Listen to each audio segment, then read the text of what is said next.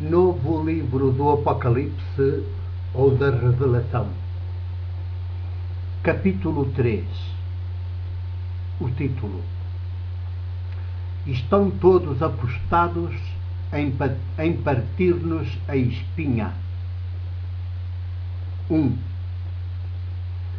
Dos dirigentes religiosos e políticos do seu tempo e país, Jesus, o do Evangelho de João, diz que são todos ladrões e bandidos que estão aí só para roubar, matar e destruir as populações. É nestes precisos e cáusticos termos que Jesus se refere às autoridades que então se têm na conta de autoridades legítimas para governarem o país e dirigirem os destinos das populações. Aos olhos de Jesus, porém, todas elas não passam dos maiores verdugos e carrascos das populações. No seu conjunto, todas elas constituem o braço mais pesado e legal da violência e da exploração das populações. São o inimigo público que há que desmascarar, desacreditar, desautorizar, destruir, destituir, desarmar, derrubar. Colocam sistematicamente os seus interesses pessoais e corporativos acima dos interesses das populações. Vestem-se de pastores do povo, mas para melhor esconderem os lobos devoradores que são. Fazem-se rodear de privilégios e de seguranças guarda-costas, para não terem de ver sentir o fosso cada vez maior que os separa das populações. Desfrutam de um cotidiano de mesas sempre fartas, de sucesso e de bem-estar, que contrasta escandalosamente com o generalizado cotidiano de miséria e de abandono das populações. 2.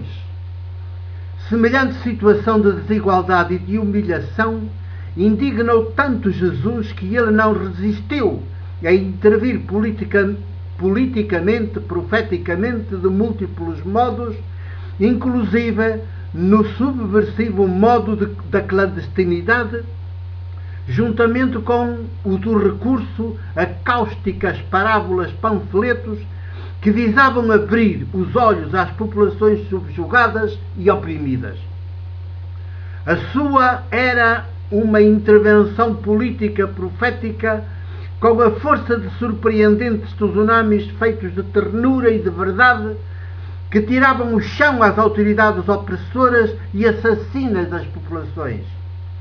Nada por isso que se pareça com a domesticada intervenção política religiosa que fazem hoje os responsáveis maiores das nossas igrejas, a católica e as outras, e os responsáveis maiores dos nossos partidos políticos, que todos os dias, uns mais outros menos, se banqueteiam com as benesses e os múltiplos privilégios que o orçamento de Estado lhes garante, e com isso até já nem sequer fazem ideia do que é o desesperado e o dramático cotidiano das populações pobres, que porventura ainda continuam a frequentar os seus cultos e a votar neles por ocasião dos sucessivos atos eleitorais. 3. Embora não pareçam, pois vestem-se habilmente, mentirosamente, de cardeais, de bispos residenciais, de párocos ou de pastores, de deputados, de ministros, na verdade, todos eles são mais ou menos ladrões e bandidos que diariamente nos saltam ao caminho para nos roubar, matar e destruir. Uma vez que mês após mês e ano após ano, os seus cotidianos e os dos seus familiares e cortesãos são muito distintos para cima dos cotidianos para baixo da generalidade das populações, que estranhamente continuam a frequentar os seus cultos e a votar neles nos sucessivos atos eleitorais que eles próprios promovem, para assim melhor poderem continuar a parecer que têm legitimidade para fazerem o que fazem e para viverem como vivem. não consintamos semelhante indignidade e semelhante humilhação por mais tempo. 4. Se repararem bem, estes dias de outubro de 2007 estão a ser subejamente reveladores de que não é exagero o que aqui acabo de escrever. Os bispos católicos portugueses, por exemplo, só sonham com a proteção e os proventos do Estado para eles e para os seus capelães hospitalares, os seus professores de religião e moral nas escolas públicas e os seus capelães militares nas Forças Armadas. O mesmo sonham os dirigentes maiores das outras igrejas não católicas, que ainda não estão nesse patamar, mas já reivindicam idênticos pratos de lentilhas. 5.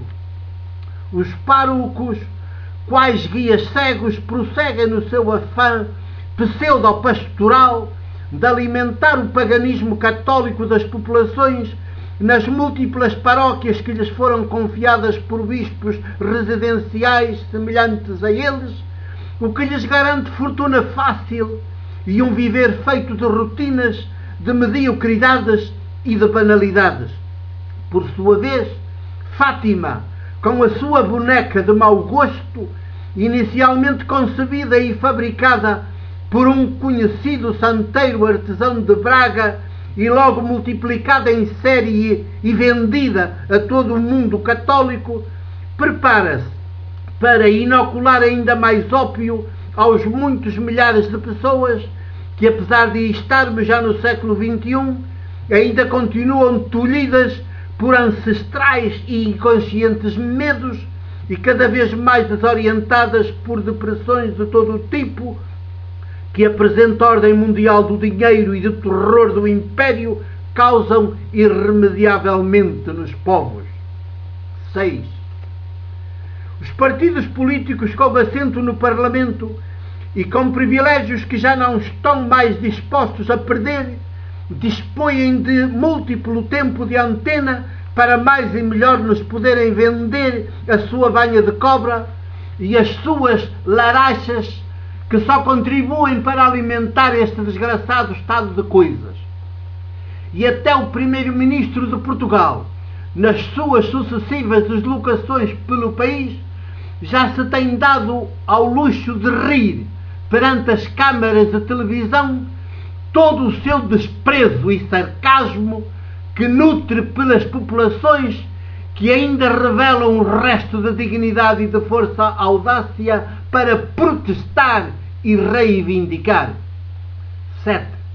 Por isso, digo-vos a vós, minhas irmãs, meus irmãos, que me ledes e escutais, os atuais dirigentes do país, da direita à esquerda, e das igrejas todas reconhecidas pelo Estado, estão aí todos unidos e apostados em partir-nos a espinha, porque só assim garantem o seu estatuto de privilégio, sem o qual já não sabem mais viver, nem os da sua casa. Procedem todos como se tivessem legitimidade para continuar a dirigir o país, as igrejas e os destinos das populações.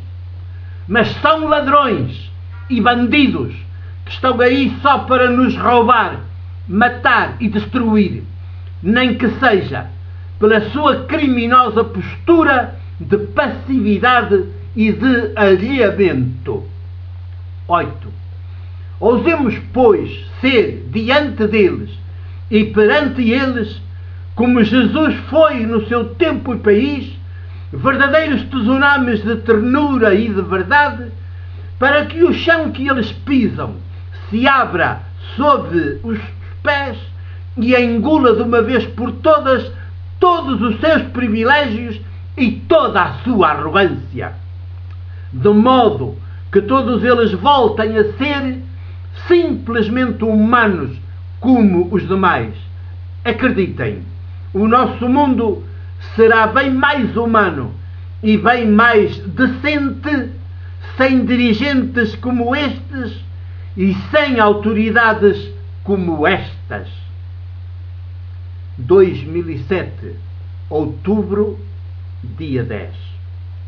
É o fim do capítulo 3 do novo livro do Apocalipse ou da Revelação. O meu abraço e o meu beijo de presbítero da Igreja do Porto.